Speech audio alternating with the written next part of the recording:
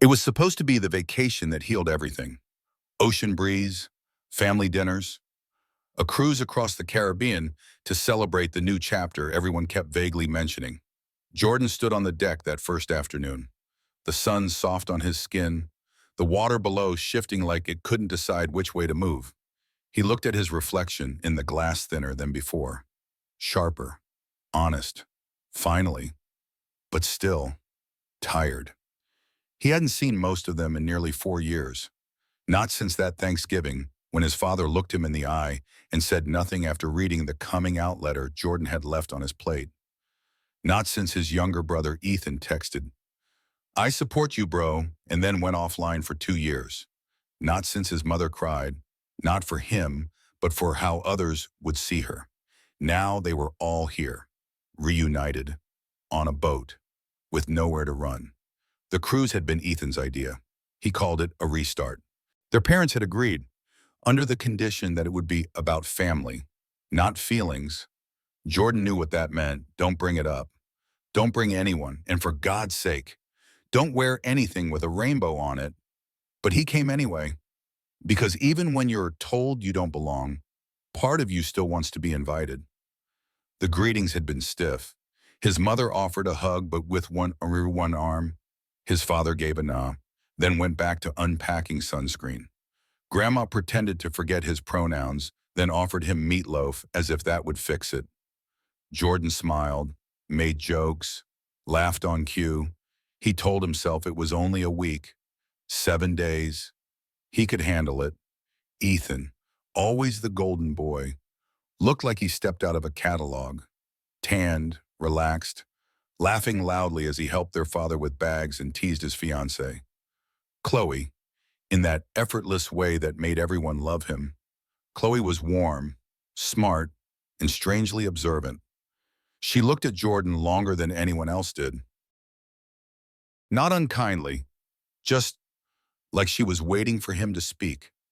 That evening, they sat around the long table in the ship's main dining room, white tablecloths, soft jazz in the background, and a view of the ocean through floor-to-ceiling windows. It felt staged, like a family trying too hard to look normal in a photograph they'd never want to frame. His mother raised her glass and toasted to togetherness. Jordan took a sip of water, then looked around. Faces he once loved, faces that once turned away. He thought of the messages he never got replies to, of the voice notes marked as seen, of birthdays spent alone. But still, he was here, and he was tired of pretending. He didn't speak that night. Not yet. Not when Khloe asked him about work. Not when Grandma brought up his ex-girlfriend from college. Not when his father said, offhandedly, "It's good to see you looking better." But in his mind, the words had already begun. They would come soon. Not out of revenge, not to ruin anything, but because he had carried them too long and they were starting to bleed. Some stories begin with joy. Others begin with the moment someone decides they have had enough of being invisible. This story began with Jordan's reflection flickering on glass, holding a truth that no cruise, no white tablecloth, no family script could bury forever. And if you're still here, it's because you know what it's like to carry silence in a room full of people who say they love you. Stick around, because what happened next, no one saw coming. If stories like this speak to your heart, don't forget to subscribe to Heart Stories, where the truth finds its voice and silence never wins.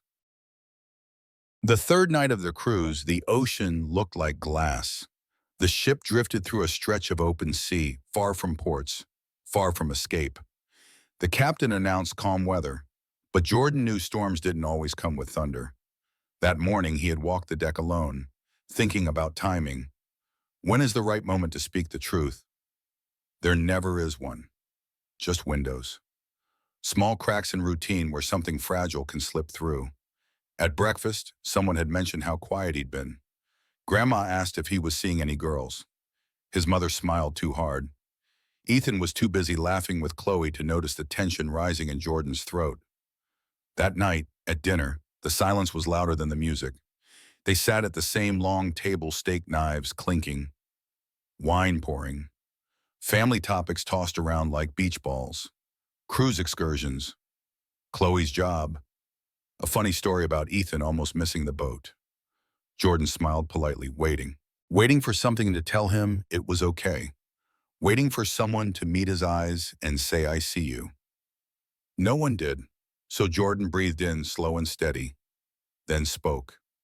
I have something I need to say, he said, loud enough to rise above the piano music. The clinking stopped. The room didn't. But their table froze. He continued. I'm gay. I've known for a long time. I'm not ashamed of it. But I've been quiet because I thought silence was safer. It wasn't. No shouting followed. No gasps. Just forks resting awkwardly on porcelain. Eyes blinking slowly. Glasses half raised and forgotten mid-toast. His mother stared down at her lap. His father cleared his throat and asked for more wine. Grandma reached for the swat. The air became heavy in a very specific way, the kind that says, we heard you, but we won't respond. It was Ethan's silence that cut deepest. Not a word, not even a glance. And then softly one pair of hands began to clap. Khloe. 3 slow claps, then she stopped, embarrassed by how alone she was in it. I'm proud of you, she whispered across the table. But her voice didn't matter anymore. The silence had already swallowed the moment whole. The next morning, Jordan woke up late.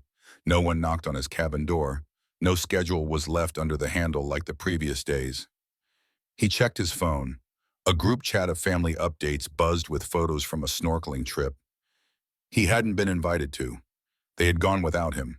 He stood by the window, watching the waves. His suitcase remained unopened on the couch. He had brought a book he never started, a journal he hadn't dared write in, and a rainbow pin he still hadn't worn. It stayed tucked inside his shaving kit, like a truth still too dangerous to decorate with. Later that afternoon, he wandered to the upper deck. Laughter echoed from the mini golf course. Children ran past him with melting ice cream cones. Someone waved in passing, but his family was nowhere in sight. He sat alone, facing the horizon. He had done everything right. He hadn't raised his voice. He hadn't asked for applause. He had simply spoken his truth delivered gently, respectfully, and still was saying he had been erased. Not violently, not cruelly, just efficiently, as if he were an unscheduled detour on a perfectly planned itinerary. That night, dinner was quieter than ever. His mother asked if he was feeling okay. His father complimented the dessert. No one mentioned the night before. Khloe offered a seat beside her. Jordan declined. Passive rejection is a brutal thing. It doesn't burn. It freezes. It turns family into spectators. It turns love into formality. And it turns courage into a whispered regret. He wasn't sure what hurt more, the words no one said, or the weight of being made invisible for speaking out loud. But something deeper was shifting beneath the quiet, a pressure rising, a truth unresolved. Because Ethan had been silent too long, and silence, like storms, only holds for so long before it splits the sky open. The morning after the silence, Jordan expected nothing. No knock on his door, no family breakfast, reminder, no awkward apology texts. He had stopped hoping for those years ago. Instead, he walked the upper deck with coffee in hand, letting the sea winds slap against the hollow in his chest. He thought of heading back early, disappearing quietly, like he always did. But something kept him there. Maybe it was stubbornness. Maybe it was the sound of Khloe's slow clapping still echoing in his mind. Or maybe he wanted to see what silence looked like in daylight. He didn't have to wait long. That afternoon, the family gathered for a group photo near the bow. Coordinated outfits, forced smiles, tourists pretending to be whole. Jordan stood on the edge, half a frame away, until someone nudged him in. Ethan, not with warmth, not with brotherhood, just a cold, practical gesture, as if saying, you're here, Tshin, so stand where yous belong. The photographer counted down. 3, 2, 1, flash. In that moment, Jordan felt like an accessory, not a brother, not a son, not a person who had spoken truth, just a shape in the photo, easily cropped out.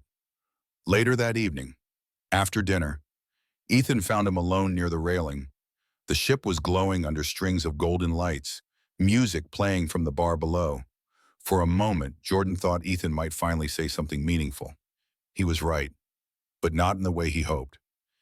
"You just had to make it about you, didn't you?" Ethan said, his voice low but sharp. "You knew what this trip was. You knew what I had planned."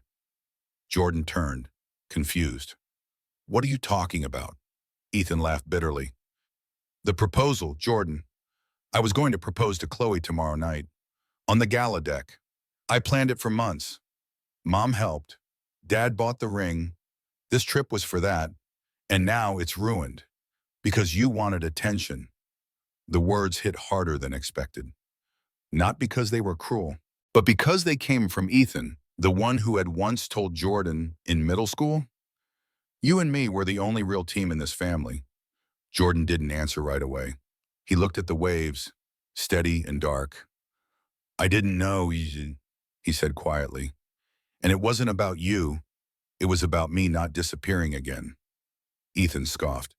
"You couldn't wait a few days, just 1 week without drama. You always need the spotlight." Spotlight. As if Jordan had choreographed the silence, as if he'd asked to be erased. He wanted to scream, but he didn't. He just walked away. That night, Jordan skipped dinner, skipped drinks, skipped pretending. He sat in the quiet of his room, staring at the unopened journal, the unworn rainbow pin, the empty screen of his phone. The truth had come out, but the cost felt unbearable. He had become the villain in someone else's celebration. But as midnight approached, there was a knock on his door. Khloe. She stood with her shoes in hand, hair tousled from the wind, eyes darker than usual. "Can I come in?" she asked. Jordan nodded. She sat down across from him, crossed her legs, and exhaled like she'd been holding her breath for days. "He told me," she said, "about the proposal." Jordan braced for her anger. But Khloe didn't blame him. She leaned forward, voice calm but firm. "I'm not upset at you.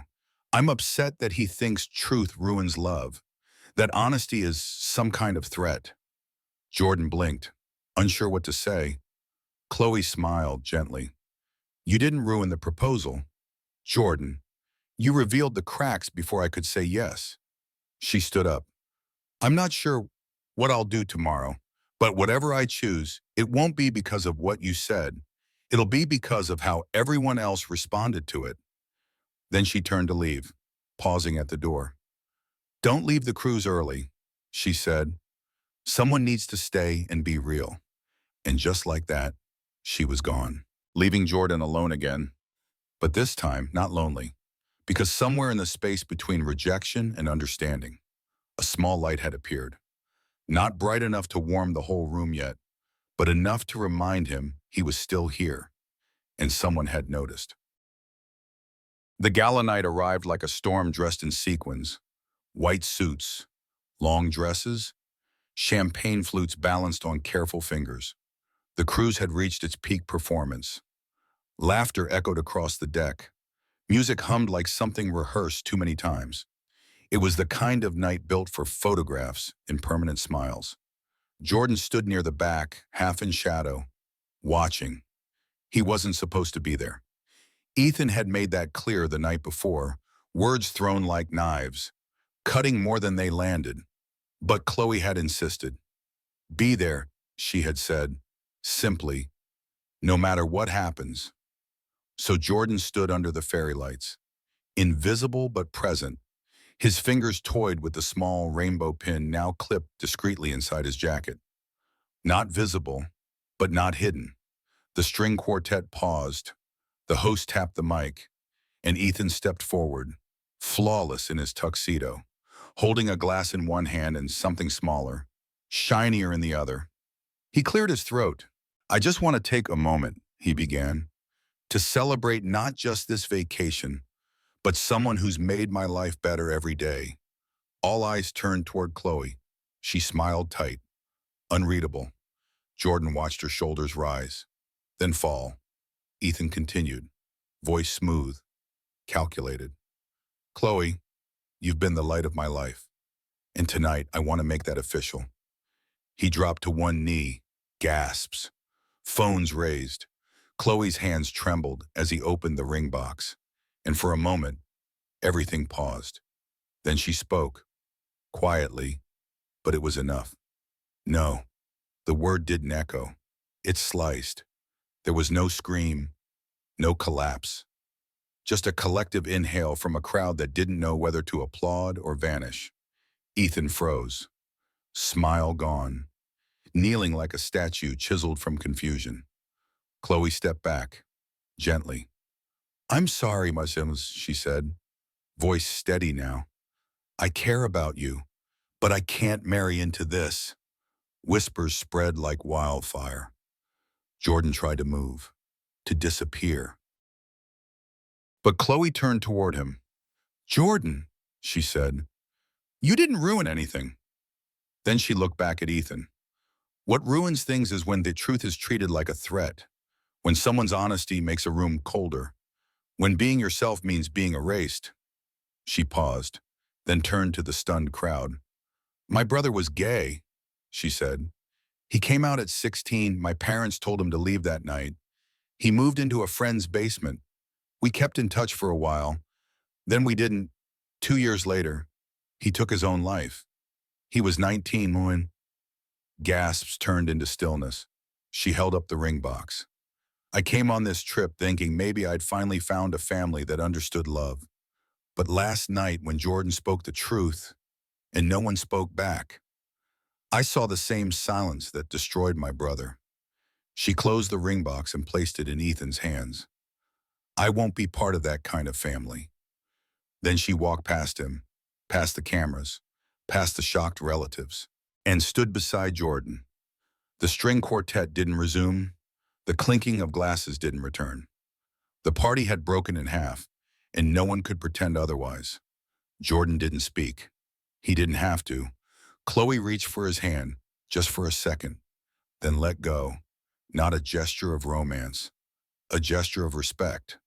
That night, neither of them returned to the celebration. They sat at the edge of the ship, legs dangling over the dark water, letting the wind say everything words couldn't. They didn't talk about Ethan. They didn't talk about the proposal. They talked about Chloe's brother, his name, the things he loved, the way he smiled when he danced. And Jordan talked about who he used to be doing, who he almost became, and the person he was finally allowing himself to be. When they went to bed that night, Jordan didn't cry, but his heart ached in a new way, not from loss, but from recognition. Someone had finally said no, not to him, but to the silence. The morning after the proposal that never was, the ship felt quieter. The music had stopped early the night before. Guests moved slower. Laughter came in shorter bursts. Even the ocean, somehow, seemed to respect the silence. Jordan packed his bag in silence. He folded his clothes with care, placing the rainbow pin inside his journal, a symbol not of defeat, but of survival. He wasn't angry. He wasn't vindicated. He was still bow. He left his cabin before sunrise, duffel in hand, sneakers soft against the hallway carpet. The early disembarkation process had begun for passengers leaving the cruise one port early. He had decided that was enough. Staying longer wouldn't change what had already been spoken and not spoken. But before he stepped out, he returned to Ethan's door, slipped a small envelope under the frame, then left. At the dock, he didn't look back, because some goodbyes don't come with closure. Just quiet, back home, life resumed. He returned to work, picked up his dog from the sitter, watched the mail pile up. Days blurred into weeks, until one Sunday afternoon, Jordan stood in front of his bookshelf, dusting shelves he'd ignored for months. A photo slipped out from a book. He caught it midair. It was from a family trip 15 years ago.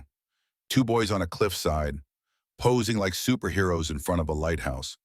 One grinning with a gap in his teeth, the other, shorter, clinging to his arm. He sat down. He hadn't thought about that trip in years. But suddenly, it returned how Ethan had cried the first night, scared of the dark, how Jordan had snuck out of bed, crawled into Ethan's sleeping bag, and whispered stories until he fell asleep. They had once been a team. He didn't cry. He just sat there holding the photo until his phone buzzed. Unknown number. No message. Just a picture. It was Ethan Byrne standing in front of that same lighthouse, holding a copy of the photo, and beneath it, another image, a note. The letter Jordan had left, in Ethan's handwriting, scribbled along the bottom margin. I didn't know how to answer then, but I heard you, and I missed my brother. The next weekend, a knock came at Jordan's door. He opened it. There stood Ethan. No big speech, no apology rehearsed, just a backpack over his shoulder and a six-pack of the root beer they used to sneak as kids. I thought maybe we could talk, Ethan said. Jordan stepped aside. No grand reconciliation, no dramatic hug, just two brothers sitting on a balcony, letting the wind fill the space between them. Sometimes, healing doesn't come with music or applause. It arrives quietly, carrying root beer and old memories. And for the first time in years, Jordan let himself believe. Maybe the silence hadn't won after all. What would you do if your truth ruined someone else's plan, but saved your own life? If this story touched something in you, don't forget to subscribe to Heart Stories, where we tell the stories others are afraid to say out loud. Because sometimes healing starts with just being heard.